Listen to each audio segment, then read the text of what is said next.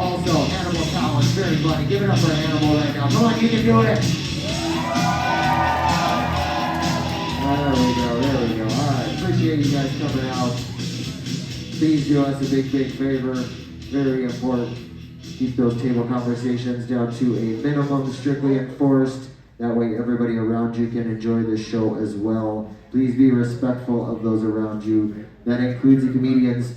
Everybody came to the show to listen to the professionals. Not you. I know your coworkers tell you you're super funny. Hey, you too, miss. I'm meaning. All right. We got open mic night for you. Come back Thursday. All right. You guys give it up for your host for this evening, the one and only Mr. Jordan Shane. Give it up for Jordan, you guys. Let him hear it.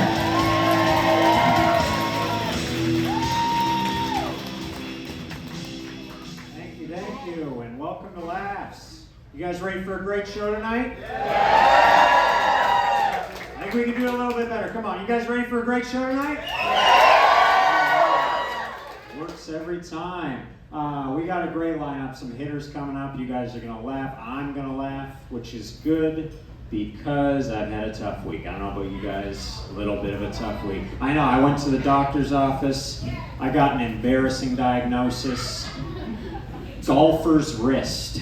Yeah, no, that sucks, dude. I mean, that has to be one of the most elitist, rich white guy disorders of all time. Yeah, no, it's maybe just behind colonizer's knee, you know, for that title. Yeah. Well, the doctor says, hey, dude, it's not a big deal. You just got to take some Advil, rest it for 4 or 5 weeks, it'll be fine. But then I had to be honest with him. I said, Doc, it's not really from golfing. And 5 weeks is an awfully long time for that. And he said, Mr. Shane, would you please stop making that motion with your hand? And I said, fine. Well, what am I supposed to do? He said, Mr. Shane, you have golfer's wrist. Surely you could afford to pay someone to do that for you. So my landscaper's getting a raise this month. Been looking at Jose for a while, you know. I wish the golfer's wrist was the worst thing I had, but no, it gets worse. I'm also Canadian. Oh, I know, no, it's not great, dude. We are a weak people, you know? Yeah, like look at me, I'm a mess. I look like I OD'd on Ozempic. Yeah, we're just not very strong. Canadians cannot handle a lot of stuff, you know? We can't even handle flavors. Yeah, like Canadians, seriously, we can really only handle 3 flavors. Maple syrup, of course, salt, and Molson Canadian beer. That is it. We don't even eat pussy because it's too zesty. You guys are laughing, that's serious for me, dude. That is like Taco Bell El Diablo sauce. We are weak, but I don't know if you guys noticed this at all, but we are also angry at America right now. Yeah, we're a little pissed. We got the 51st state, the tariffs. Yeah, we're pissed off, and we're actually ready for a war with you guys, which is not a good idea at all. And the worst part is, we think we can win. No, I don't know why, but you know, I got my buddies, they're fired up about this war. I got them calling me. They're saying stupid stuff. One guy calls me up, he said, hey man, there's no way America can get past our Navy. I said, yeah, dude, there's no way they're gonna sink both boats. I always feel a little bad telling that one. It's not very patriotic. And it's not true either. You know, I looked it up. I did my research on the Canadian Navy, and boy, was I wrong. We don't have any boats. We do have 4 submarines, though, which is still less than the cartel, but something, I guess, yeah.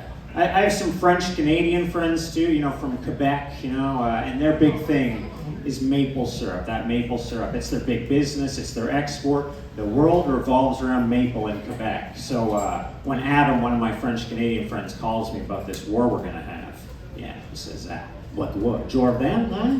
What will the Americans do when they cut off the sweet flow of maple syrup, huh? So I get, Adam, dude, you've not heard about this bad bitch named Jermaine, have you? We're fine, dude. We got Mrs. Butterwood just for backup, so yeah, no. Obviously, you guys could crush Canada in a war. I know that. But I actually think you guys could beat us without firing a single shot. Yeah, you just have to hit us where we're the weakest, and it actually is the flavor, you know? Yeah. If the CIA could destroy the black community with crack in the 80s, they could destroy Canada with tahini. Yeah, I'm not even joking, man. I'm serious. Once that Mexican powder hits the streets up there, we are fucked, dude. It is all over. We're gonna have tahini turf wars, tahini overdoses, young men like me selling their bodies for tahini poutine. I would too. I would. Yeah. I found out there's something that I don't have this week. I don't have autism. I took a test, came back negative. Hey, you can share, I guess. I don't know. Yeah. I was actually pretty disappointed about that because it just means I have bad manners. Yeah, I guess I'm just not that into trains either, so you know. The train thing is kind of funny, but I also think it's a really good thing. I think it's good autistic people are into trains, because if they were into planes, things would get uncomfortable, you know? There's certain jobs you need to have a filter for, like, can you imagine an autistic pilot? Yeah, it's like, this is your captain speaking. Welcome aboard on this beautiful Wednesday morning. It is the 4th Wednesday of the month, the 41st Wednesday of the year. It has been 1,258 Wednesdays since 9/11. We are on a direct route to Miami, Florida today. Tallahassee is another city in Florida. I prefer it. My uncle lives there. We'd like to thank you for flying Spirit today. We are the 17th safest airline in America. And there is an 83% chance we lost your luggage already. I don't think it would be good. I don't think we'd ever take off, actually. But yeah, I like most things better in America, better than in Canada. I do. One thing that I've noticed is probably a little worse, though, is the condition of the vehicles on the road. Yeah, I'm looking around. You see some mangled, dented cars out there. Yeah. I'm not judging at all. Why would you ever repair your car when you are going to get in an accident the next week? You know? But I've seen stuff I never saw in Canada. Like I saw a woman holding up her side curtain airbag to make a left-hand turn the other day. Yeah, that's commitment. You know, I saw 3 men on a sofa in the back of a Ford Ranger going 60 miles an hour on Speedway. And I've learned, though, that's just a Tucson Uber XL. So, I haven't been in any of these big accidents yet. I've been kind of lucky, but I also think it comes down to doing just a little bit of profile. You know, you got to be careful when you're driving around. Like I pulled up beside this guy in a van, the bumpers hanging off, the rear window smashed out, and he had a handicap license plate. Yeah, you get that fucker's way, dude. Yeah, that guy has nothing to lose. That guy walks the walk, or at least he used to. Yeah. But people say, you know, it's 2025. We should have flying cars by now. Are you crazy? Can you imagine in Tucson? Yeah. You'd see a 9/11 every day on your way to work. I'll never forget where I was when the second Circle K went down. That's what it would be, right? Yeah. Another tough part about being Canadian is you are automatically the whitest person in every room, you know? It's true, you know? Like Americans, you guys are diet white. I'm white original, you know?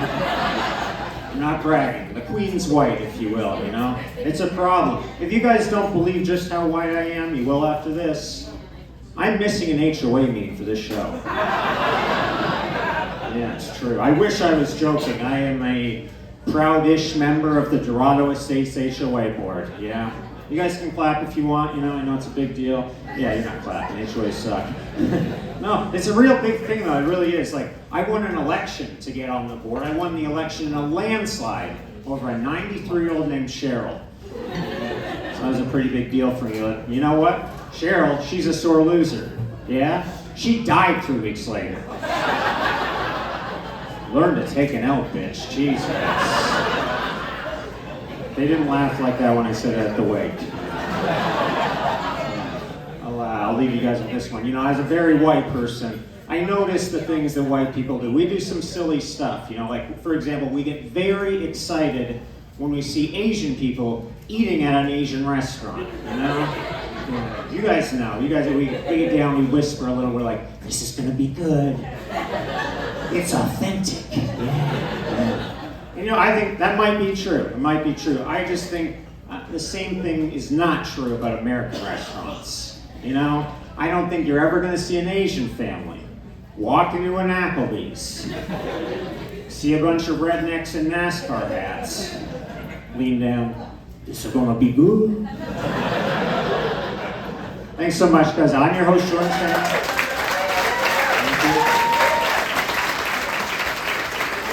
Are you guys ready for your feature comic? Yeah.